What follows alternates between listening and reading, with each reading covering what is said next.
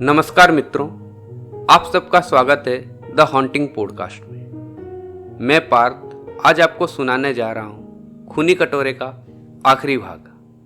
पूरी कहानी जानने के लिए आप इसका प्लेलिस्ट हमारे चैनल में चेक कर सकते हैं। The link is in description box. पिछले भाग में हमें यह पता चला कि अब वो प्रेत खुलेआम सबका शिकार करने लगा है। छाया के सामने ही उसने घर के कई सारे नौकरों को मार डाला। उस प्रेत का दहशत इतना ज्यादा था कि मीनाक्षी देवी उसे देखते ही बेहोश हो गई। अब तो रवि भी उसे देख चुका है और पहचान भी चुका है। वो प्रेत और कोई नहीं है, वो सुबोध ही है। पर प्रश्न ये है कि वो अग्रवाल परिवार से बदला क्यों लेना चाहता है। और आज इस भाग में खुलेंगे सारे पर्दे और मिलेंगे सारे प्रश्नों के उत्तर। आज अग्रवाल निवास के सामने पुलिस और एम्बुलेंस दोनों ही खड़ी थी। आस पड़ोस के लोग भी घर के सामने जमा हो चुके थे। घर में हुए खूनी खेल का खबर पूरे मोहल्ले में फैल चुका था। पुलिस और फॉरेंसिक डिपार्टमेंट वालों ने पूरा घर सीज कर लिया था। रवि और छाया दोनों अब हॉस्पिटल में थे और पुलिस उनसे पूछताछ कर रही थी, पर उनके पास जवाब देने के लिए कुछ नहीं था। अगर वो कहते कि प्रेत ने उनके साथ ये सब किया है तो पुलिस उनकी बात नहीं मानती। देखा जाए तो सब जानकर भी वो चुप रहना ही सही समझे। रवि ने वहां पर झूठ बोला और कहा कि जब वो घर पहुंचे तब तक सारी घटना घट चुकी थी, इसीलिए उन्हें ज्यादा कुछ नहीं मालूम। हॉस्पिटल आने से पहले रवि ने अनुपम को कॉल किया था और सारी घटना के बारे में बता दिया था, और अनुपम ने भी बिना देरी किए हॉस्पिटल आना सही समझा। हॉस्पिटल पहुंचने के बाद अनुपम ने पुलिस वालों को समझा बुझाकर छाया और रवि को वहां से निकाल लिया। पर बाहर निकलते ही अनुपम ने उन दोनों पे सवालों की झड़ी सी लगा दी। पर रवि और छाया के उत्तर से अनुपम संतुष्ट नहीं हुए। भला कौन विश्वास करेगा, भूत प्रेत ने एक पूरे परिवार को मार डाला। यह बात सुनने में जितनी बेतुकी थी उससे ज़्यादा अविश्वसनीय। कोई साधारण बुद्धि का आदमी हो तो उसे ऐसा लगेगा कि ये दोनों ही पागल हो चुके हैं। अनुपम ने गुस्से में चिल्लाते हुए कहा, देखो, मुझे सारी बातें एकदम सच सच बताओ, वरना मैं तुम लोगों की कोई मदद नहीं कर सकता। और बार बार सुबोध का नाम लेना बंद करो। एक मरे हुए बच्चे को भूत प्रेत कहते हुए तुम लोगों को शर्म नहीं आती? झूठ और मजाक दोनों की एक हद होती है, और आज तुम लोगों ने वो सारी हदें पार कर दी। तभी एक जोर की आवाज वातावरण में गूंज उठी, ए मूर्ख आदमी, जरा ध्यान से इन बच्चों की बातें सुन, ये लोग झूठ नहीं बोल रहे। ये सुनते ही सबकी निगाहें उस आवाज की दिशा पर मुड़ गई, और उनके सामने खड़ा था एक बूढ़ा तांत्रिक बाबा। उस तांत्रिक बाबा को देखते ही रवि ने उसको पहचान लिया और कहा, अगर मैं सही सोच रहा हूं तो आप शमशान वाले तांत्रिक बाबा हो ना, जो सालों पहले हमारे घर में कोई अनुष्ठान करने के लिए आए थे। हाँ बच्चे, तुमने एकदम सही पहचाना, मैं वही तांत्रिक हूँ। और आज भी मैं तुम्हारे घर ही गया था, पर मुझे पता चला कि तुम सब यहीं पर हो, तो मैं यहाँ आ गया। तांत्रिक बाबा को देखते ही छाया सीधा उनके पैरों पे गिर गई और अपने परिवार को बचाने की भीख मांगने लगी। पर रवि के मन में कुछ अलग ही प्रश्न चल रहे थे। उसे ये जानना था कि वो प्रेत यहाँ क्यों आया है और वो सुबोध जैसा क्यों दिख रहा है। रवि ने अपने जिज्ञासा के चलते ये प्रश्न पूछ ही लिया। बाबा उत्तर दें उससे पहले ही अनुपम वहां से गुस्से में निकलने लगे। पर तभी बाबा ने कहा, अरे ओ वकील बाबू, अपने बेटे के कातिल के बारे में तुम्हें नहीं जानना क्या? बस इतना सुनते ही अनुपम के बढ़ते कदम वहीं पर ही थम गए और बाबा जी ने शुरू किया अपनी कहानी। ये बात आज से 27 साल पहले की है। तब मुझे नई नई सिद्धि प्राप्त हुई थी और मैं शमशान में रह के अपनी सिद्धियों का अभ्यास करता था।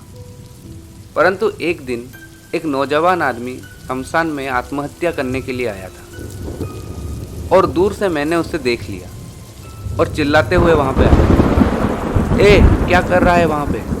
आत्महत्या करने के लिए शमशान आया है? अरे मूर्ख, आदमी मर के शमशान आता है, मरने के लिए शमशान नहीं आता। मेरी बातें सुनकर वो वहीं पर रुक गया और जब मैं उसके पास पहुंचा तो वो मुझे देख के फूट फूट के रोने लगा। मुझे उस पर थोड़ी दया आ गई। मैं उसे अपने झोपड़े के अंदर ले गया। उससे पूछा, क्या हुआ है तुम्हें? आत्महत्या क्यों करना चाहते हो?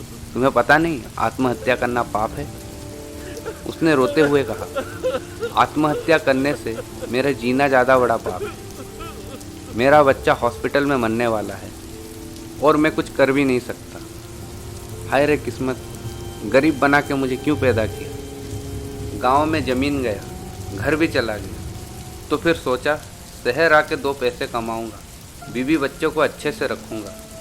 पर मेरी फूटी किस्मत देखो, खाने के लिए भी मैं दे नहीं पाया और आज बच्चा भी खोने वाला हूँ। हे भगवान, और कितना बुरा दिन दिखाएगा तू मुझे। ये दिन दिखाने से पहले तू मुझे मार क्यों नहीं देता? अरे तुम चिंता मत करो, कुछ ना कुछ उपाय निकल आएगा। अरे बाबा, क्या उपाय निकलेगा? बीबी को कह के निकला कि मालिक को कह के कुछ पैसे का जुगाड़ करूँगा, बच्चे की जान बचा लूँगा। पर जब मालिक के पास गया तो मालिक ने धक्के देके मुझे वहाँ से निकाल दिया और कहा, जितना पैसा मिलता है उतना क्या कम था तेरे लिए कि और पैसे मांगने चला आया? बच्चा मरता है तो मर जाने दे, दूसरा पैदा कर लेना, पर मेरे पास तुझे देने के लिए 1 पैसा नहीं है। भाग जा यहाँ से। ऐसी जिल्लत भरी ज़िंदगी जीने से मर जाना ही बेहतर है। आपने मुझे क्यों रोका बाबा? मैंने तुझे इसलिए रोका कि तू पाप करने जा रहा था। अगर ये पाप मैं ना रोकता तो मुझे भी पाप लग जाता और मैं पापियों वाली ज़िंदगी नहीं जीना चाहता। एक काम कर, मुझे अपना दुख बता, शायद मैं तेरी कोई मदद कर दूँ।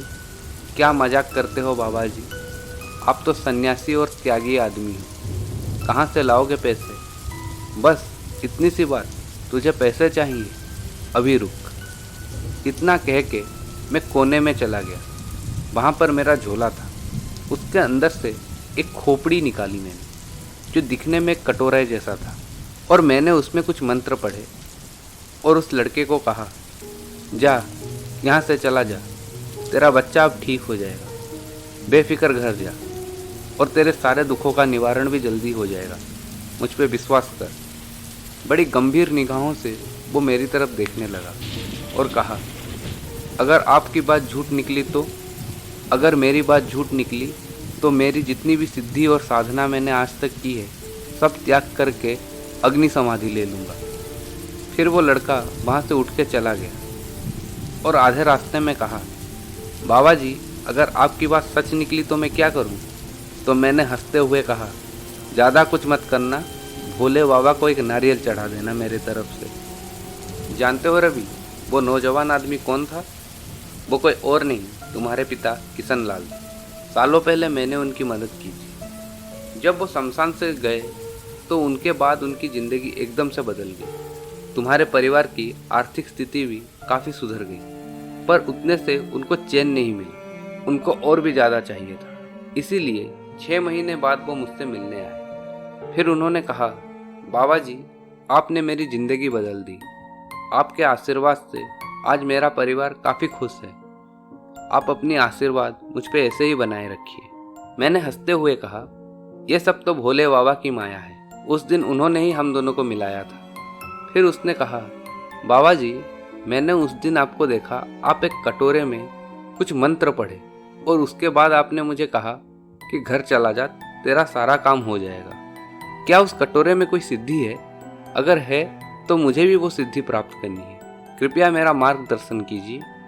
मैं उसकी बात सुनकर एकदम चौंक उठा और मुझे पता चल गया कि इस आदमी के अंदर लालच आ चुका है, इसको और भी ज़्यादा पैसा और रुतबा चाहिए। तो मैंने उसको सीधा मना कर दिया और कहा, देख, तुझे जो चाहिए मुझसे मांग ले, पर यह सिद्धि बिद्धि के चक्कर में मत पड़। सिद्धि गृहस्थ आदमियों के लिए नहीं होता, ये सिर्फ सन्यासियों के लिए होता है। फिर भी वो मेरा पीछा नहीं छोड़ा। इसी तरह 1-2 हफ्ते वो मेरे ही पीछे पड़े रहा। तो अंत में मैंने कहा उसे, ठीक है, मैं तुम्हें सिद्धि दे दूंगा, पर सिद्धि पाने के लिए तुम्हें कुछ सामग्रियों के जुगाड़ करना पड़ेगा। उसने हामी भर दी। मैंने उसको सारी सामग्रियों का चिट्ठा दे दिया और अंत में कहा, और सबसे जरूरी सामग्री है एक बच्चे का कटा हुआ सिर। अगर वो तू नहीं ला सकता तो भूल जा। ये सुनते ही उसके पाँव के नीचे से जमीन ही खिसक गई। फिर उसने कहा, बाबा जी, मैं कहाँ से लाऊंगा बच्चे का सिर? तो मैंने हंसते हुए कहा, बेटा, सिद्धि पाना इतना आसान होता तो दुनिया में हर कोई सिद्धि लेके घूम रहा होता। फिर उसने मुझे कहा, बाबा जी, आप पहले से ही सिद्धि पा चुके हो, क्यों ना आप मेरे लिए एक सर का जुगाड़ कर ले? तो मैंने हंसते हुए कहा, अरे, सिद्धि तुझे पानी है तो ये सामग्री भी तुझे ही लानी होगी। अगर मैं सामग्री लाऊंगा तो तुझे सिद्धि कभी नहीं मिलेगी। जा, बच्चे का सिर लेके आ, या तो सिद्धि के बारे में भूल जा। मुझे लगा बच्चे के सिर के बारे में सुन के ये सिद्धि के बारे में भूल जाएगा, और कुछ ऐसा ही हुआ। 2-3 महीने तक तो वो मेरे पास आया ही नहीं। मैं भी मन ही मन काफी खुश था। आखिर जान छूटी उससे, सिद्धि चाहिए थी उसको। पर अचानक एक दिन एक बोरी में वो एक कटा हुआ सर लेके मेरे पास आया और कहा, बाबा, अब तो सिद्धि मिल जाएगी ना? मैं तो पहले डर गया और पूछा, कहाँ से लाया तू सिर? किसी को मार डाला क्या तूने? तो उसने कहा, नहीं नहीं, मैंने किसी को नहीं मारा। रेलवे स्टेशन के पास एक लावारिस लाश पड़ी थी। बहुत दिनों तक मैंने उस पर अपनी नज़र रखी। देखा जब कोई नहीं आया तो सोचा क्यों ना इसका सर सिद्धि के लिए इस्तेमाल कर लूं। अब बताओ बाबा जी, सिद्धि मिलेगी या नहीं? ना चाहते हुए भी अपने सीने पे पत्थर रख के मैंने कहा, ठीक है, जब इतना जुगाड़ कर ही लिया है तो सिद्धि तुझे दे ही देता हूँ।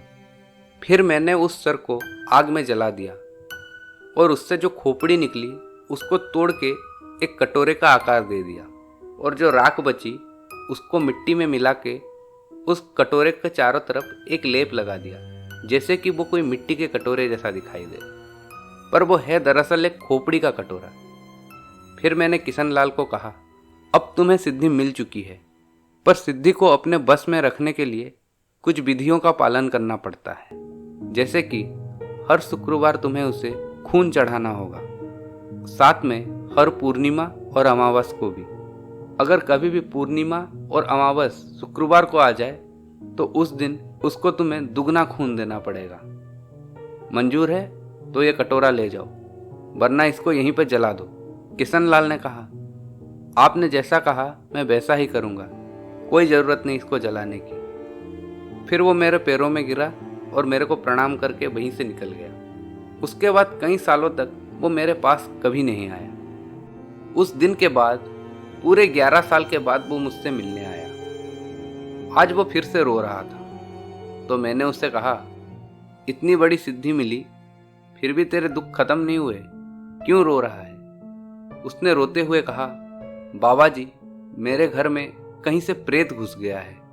प्रेत घुस गया है? कहाँ से प्रेत आया, कुछ पता है? दरअसल आपने मुझे जो विधि कही थी सिद्धियों के लिए, कुछ दिनों से मैंने वो पालन नहीं किया। उसके वजह से लगता है ये प्रेत मेरे घर में आ गया है। उसने हमारा जीना हराम कर दिया है। मेरा बेटा पागल हो चुका है। 1 मिनट, मुझे सच सच बता, तू वो सर कहाँ से लाया था? वो तो लावारिस लाश का सर था। झूठ मत बोल, सच बता तू कहाँ से लेके आया था? फिर किशनलाल ने कहा, बाबा जी, दरअसल मैंने एक बच्चे को मार दिया था और उसी का ही सर मैंने आपको दिया था। ये सुनते ही मैंने किशनलाल को खींच के थप्पड़ मारा और कहा, मूर्ख, मैंने तुझे मृत बच्चे का सर लाने के लिए कहा था, किसी बच्चे को मार के उसका सर लाने के लिए नहीं कहा था। ये तूने क्या किया? अपने ही घर में तूने शैतान पाल रखा था इतने दिनों से। तो बाबा जी, अब आगे क्या होगा? क्या होगा मतलब? तेरे वंश का सर्वनाश, और क्या होगा? पर मुझे एक बात बता, तुझसे विधि छूटी कैसे? दरअसल मेरा जो बेटा रवि है ना, एक दिन मुझे ये विधि पालन करते हुए देख लिया। उसको ये खून खराबा पसंद नहीं, तो उसने पहले मेरे साथ झगड़ा किया ये सब बंद करने के लिए। पर जब मैंने उसकी बात नहीं मानी तो उसने वो कटोरा कहीं पे छुपा दिया। उसके बाद वो कुछ दिन घूमने के लिए बाहर चला गया था। मुझे वो कटोरा मिल ही नहीं रहा था। जब रवि वापस आया तो मैंने उससे पूछा, कहाँ पे है कटोरा? काफ़ी जोर जबरदस्ती करने के बाद उसने कटोरा कहाँ है मुझे बता दिया, पर तब तक काफ़ी देरी हो चुकी थी। लगभग 3 हफ्ते बीत चुके थे, साथ में एक पूर्णिमा भी। तो ये बात है। अब समझ में आया कि वो प्रेत अब तक चुप क्यों बैठा था। तुम उसको कुछ ना कुछ खाने पीने के लिए दे रहे थे, इसीलिए वो शांत था। अब वो भूखा हो चुका है। अब वो तुम्हारा ही खून पी के शांत होगा और धीरे धीरे वो तुम्हारा पूरा वंश खा जाएगा। बाबा जी, कुछ भी करके मुझे बचा लीजिए, मेरे परिवार को बचा लीजिए। ठीक है, बचा लूँगा, पर तुम्हें कुछ चीज़ों का जुगाड़ करना होगा। अब जो कहोगे मैं वही करूँगा, बस मुझे बचा लीजिए। एक काम करो, लाल चंदन से बना हुआ एक बक्सा लेके आओ। जब बक्सा आ जाए तो मुझे बुला लेना। मैं तुम्हारे घर जाके एक अनुष्ठान करूँगा और उस प्रेत को उस बक्से के अंदर बंद कर दूँगा।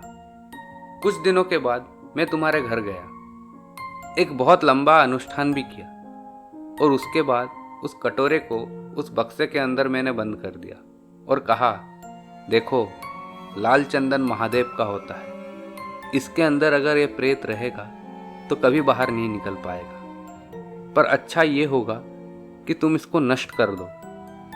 पर किशनलाल इतना सब होने के बाद भी अपना लालच नहीं छोड़ पाया। उसने कहा, बाबा जी, इस कटोरे ने मेरी किस्मत बदली है, इसको कैसे नष्ट कर दूं? कुछ दूसरा उपाय निकालिए ना।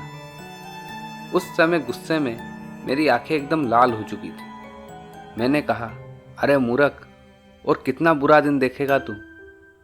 अभी तक तेरी लालच नहीं गई। तेरा बेटा अभी भी बचा है, प्रेत बांधा था उसके ऊपर, मंत्र बांध दिया है, अब तो उसे जीवन भर वो प्रेत नहीं छू पाएगा। पर तेरे आने वाले पीढ़ियों का क्या होगा, तुझे कुछ समझ आ रहा है या नहीं? बाबा जी, जो होगा देख लेंगे, पर किसी भी तरह इस कटोरे को बचा लो। उस मूर्ख की जिद को देखते हुए मैंने कहा, अगर तुझे मरना है तो मैं कुछ भी नहीं कर सकता। एक काम कर, कभी भी इस बक्से को खोलना मत और हमेशा अपने आंखों के सामने रखना। मुझे मालूम है जब तक तू जिंदा है तब तक तो कुछ नहीं होगा, पर जिस दिन तू मरेगा इस घर के ऊपर आपदाएं आ जाएगी, क्योंकि कोई ना कोई इस बक्से को जरूर खोलेगा और जिस दिन ये खुलेगा तेरे घर में मौत का तांडव होगा। अनुपम वहां बैठ सारी बातें सुन रहे थे, पर एक समय आया जब उनका सब्र का बांध टूट गया। फिर उन्होंने कहा, कि क्या बकवास लगा रखी है, कब से तुम्हारी उल जुलुल बातें मैं सुन रहा हूँ। भूत प्रेत पिशाच, ये क्या लगा रखा है तुमने? और तुमने कहा था कि तुम मेरे बेटे के कातिल के बारे में बताओगे। पूरी कहानी तो खत्म हो गई, कातिल कहाँ है? वकील साहब, आप बड़े कच्चे निकले। मैंने कहा, किशनलाल ने एक बच्चे को मारा था और उसका कटा हुआ सिर मेरे पास लेके आया था। ये सुनते ही अनुपम के होश ही उड़ गए। तुम्हारे कहने का मतलब वो कटा हुआ सर सुबोध का था? हाँ, जब मैं उस प्रेत को बंधन में बांधने गया था तब उसने मुझे कहा कि मेरा नाम सुबोध है, किशनलाल ने मुझे मारा है।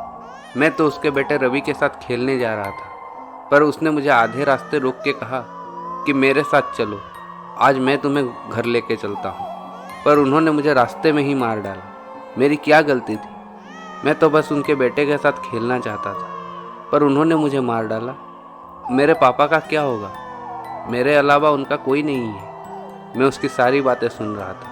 उसकी करुण पुकार ने एक समय के लिए तो मुझे विवश कर दिया उसको छोड़ने के लिए, पर मैं उसे नहीं छोड़ सकता था, क्योंकि मुझे पता था कि अब वो इंसान नहीं है, वो एक प्रेत बन चुका है और अब उसके अंदर मानवता का कोई भी अंश नहीं है। अब वो एक शैतान बन चुका है और उसको खुला छोड़ना बहुत ही खतरनाक है। इसीलिए मैंने उसको बक्से में बंद कर दिया था। बाबा जी, आपने कहा था कि वो प्रेत रवि का कुछ नहीं बिगाड़ सकता, पर वो हमारे आने वाली पीढ़ियों के लिए एक श्राप है।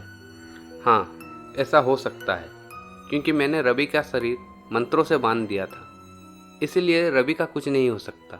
पर तुम्हारे आने वाली पीढ़ियों के बारे में मैं कुछ नहीं कह सकता, क्योंकि उनका शरीर मंत्रों से नहीं बंधा है। इसका मतलब सनी की जिंदगी खतरे में है। हाँ, उसकी जिंदगी खतरे में है। जितनी जल्दी हो सके उसे मेरे पास ले आओ, वरना बहुत ज़्यादा मुश्किलें आ सकती हैं। अभी वो कहाँ पे है? अनुपम ने कहा, वो मेरे घर में है, जल्दी चलिए, अगर उसे कुछ हो गया तो मैं अपने आप को माफ़ नहीं कर सकता। और रही बात मेरे बेटी की, उसको तो मैं न्याय किसी भी हाल में दिला के रहूँगा। सुनो रवि, तुम्हारे पिता भले ही इस दुनिया में है नहीं, पर मैं अपने बेटे को न्याय दिला के ही रहूँगा। मामा जी, आपको जो करना है कीजिए, पर अभी फ़िलहाल हमें सनी के पास ले चलिए। थोड़ी ही देर में सब अनुपम के घर में पहुंच गए। अनुपम चिल्लाते रहे, सनी कहाँ पे हो तुम? सब उसे इधर उधर ढूंढने लगे, पर वो उन्हें नहीं मिला। हर कोई उसको आवाज़ लगा रहा है, पर तभी किसी के हंसने की आवाज़ उनको सुनाई दी, और जब वो पलट के देखते हैं तो कोई नहीं है वहाँ पे। तभी तांत्रिक बाबा ने कहा, अरे जरा ऊपर तो मुड़ के देखो। जब वो ऊपर देखते हैं तो ऊपर सुबोध का प्रेत सनी को पकड़ के बैठा हुआ है और उसका खून पी रहा है। ये देखने के बाद अनुपम के चेहरे में एक अलग ही तरीके का भाव था, जिसमें दुख, खुशी और भय तीनों ही दिख रहे थे। बाबा जी ने चिल्लाते हुए कहा, ए प्रेत, बच्चे को छोड़ दे, वरना मैं तुझे जला दूंगा। तो सुबोध हंसते हुए कहा, अब बाबा जी आप मुझे नहीं मार सकते, अब मैं आपके शक्तियों से काफ़ी ऊपर उठ चुका हूँ। बाबा जी भी मन ही मन जानते थे कि ये प्रेत झूठ नहीं बोल रहा है। आखिर उसने इंसानी खून चख लिया है, और जो प्रेत इंसानी खून चख लेता है वो साधारण प्रेत से कई गुना ज़्यादा शक्तिशाली हो चुका होता है। बाबा जी ने कहा, इसको हम नहीं रोक सकते, अब सनी को सिर्फ भगवान ही शायद बचा सकता है। छाया सुबोध के पैर पड़ गई, रोने लगी, बोली, तुम्हें जो चाहिए मैं दे दूंगी, पर मेरे बेटे को छोड़ दो, चाहो तो तुम मेरी जान ले लो। सुबोध ने कहा, तुम्हारी जान लेके मुझे क्या मिलेगा? किशन लाल का परिवार खत्म करना है, उसका वंश खत्म करना है। तुम जिंदा भी रही तो मुझे कोई फर्क नहीं पड़ता, पर इसका मरना जरूरी है। ये नहीं मरा तो तुम्हारा वंश आगे बढ़ता रहेगा, मैं किसी को नहीं छोड़ूंगा। फिर रवि ने कहा, सुबोध उसे छोड़ दे, हम दोनों पक्के वाले यार हैं। तू बोलता था ना हम दोनों की दोस्ती कभी नहीं टूटेगी, मैंने तो तुझे कोई धोखा नहीं दिया, छोड़ दे मेरे बेटे को। बाबा जी ने कुछ मंत्रित पानी उस प्रेत के ऊपर फेंका तो सुबोध नीचे गिर गया। इससे सिर्फ मेरे बदन में जलन होगी, पर मैं मरूंगा नहीं। आज नहीं तो कल मैं तुम पे फिर से अटैक करूंगा, देखना मैं तुम्हारे वंश को मार दूंगा। और सुन ले तांत्रिक बाबा, तुझे भी नहीं छोड़ूंगा, तूने मुझे बक्से में बंद किया था ना। तभी अनुपम आगे बढ़ के बोले, देख बेटा, इसे छोड़ दे, तेरे पापा के लिए छोड़ दे, तुझे न्याय चाहिए ना, मैं दिलवाऊंगा तुझे। फिर सुबोध के प्रेत ने कहा, आप मुझे न्याय दोगे? अगर आपने मुझे न्याय दे भी दिया तो क्या फ़ायदा, मैं वापस तो नहीं आऊँगा, आप वैसे अकेले के अकेले ही रहोगे। मेरी चिंता मत कर मेरे बच्चे, सब अकेले आते हैं और अकेले ही जाते हैं। एक काम कर, तू सनी को छोड़ दे, उस बेचारे ने क्या बिगाड़ा है तेरा, वो तो मासूम है, वो तो तुझसे दोस्ती करना चाहता था। सुबोध कुछ समय के लिए चुप बैठा और कहा, ठीक है, मैं इसे छोड़ दूंगा, पर मुझे मुक्ति चाहिए। तभी बाबा जी ने कहा, मैं तुम्हें मुक्ति दिलाऊंगा, मेरे वजह से तुम्हें ये अभिशप्त जीवन मिला, मैं ही तुम्हें मुक्ति दिलाऊंगा। बेटा रवि, तुम्हारे घर में जो मिट्टी का कटोरा रखा हुआ है उसे मेरे पास लेके आओ, विधि पूर्वक हम सुबोध का अंतिम संस्कार कराएंगे और इसके अस्थियों को त्रिवेणी संगम में बहाएंगे, जैसे कि इसके आत्मा को पूरी तरीके से शांति मिले। और कुछ दिनों के बाद वही हुआ। पुलिस ने जब अपनी सीज हटाई तो सबसे पहले रवि ने उस कटोरे को बाबा जी के हवाले कर दिया और बाद में उसका अंतिम संस्कार करवा के उसकी राख त्रिवेणी संगम में बहा दिया। अब सुबोध की आत्मा को शांति मिल चुकी थी। अब बारी थी सुबोध को न्याय दिलाने की। रवि ने प्रेस कॉन्फ्रेंस बुला के किशन लाल के द्वारा किए हुए मर्डर का खुलासा किया। प्रेस कॉन्फ्रेंस के दौरान बाबा जी भी वहीं पे उपस्थित थे। उनका मानना था कि वो भी किशन लाल के साथ इस हत्या में शामिल थे, कारण उन्होंने ही किशन लाल को बच्चे का सर मांगा था और इसी वजह से किशन लाल ने हत्या की थी। उन्होंने बिना कोई तर्क दिए पुलिस के सामने सरेंडर कर दिया। सुबोध को न्याय मिलने के बाद अनुपम ने वकालत छोड़ दी और अभी फिलहाल वो हरिद्वार में रहते हैं। सुबोध के द्वारा मिले हुए सदमे की वजह से मीनाक्षी देवी आज भी मेंटल हॉस्पिटल में हैं और उनकी हालत में किसी भी प्रकार का सुधार दिखाई नहीं दे रहा है। रवि फिर से दिल्ली वापस जा चुका है और उसने फिर से अपने बिजनेस का कमांड अपने हाथों में ले लिया है। अभी फिलहाल उनका परिवार एकदम सुखी जीवन जी रहा है, पर रवि के मन में आज भी एक कोने में इस बात का दुख है कि उसके पिता ने लालच के चलते एक बच्चे की हत्या कर दी। लालच एक ऐसी बला है जो इंसान को जानवर बना देती है। इंसान का लालच किसी प्रेत से कम नहीं है। वो मरते दम तक उसका साथ नहीं छोड़ता, उसके पीछे पड़ा रहता है। और इंसान की खोपड़ी वो कटोरा है जिसमें कि आप दुनिया की सारी दौलत डाल दो फिर भी वो खाली ही रहता है। ईश्वर के बनाई इस दुनिया में मानव को श्रेष्ठ स्थान मिला है, पर उसके लालच और उसके भूख ने हमेशा उसके श्रेष्ठता पे सवाल खड़े किए हैं। तो आज की कहानी यहाँ तक। फिर मिलेंगे एक नई कहानी के साथ, एक नए रोमांच के साथ। तब तक के लिए नमस्कार और अलविदा। दोस्तों, अगर आपको हमारा काम अच्छा लग रहा है तो प्लीज़ लाइक, शेयर और सब्सक्राइब करें। अगर आपके पास कोई अच्छी कहानी है जो आप हमसे शेयर करना चाहते हैं then please DM me on Instagram. अगर आप लोगों के पास किसी तरीके का सुझाव है तो कमेंट बॉक्स में मेंशन कीजिए। Thank you.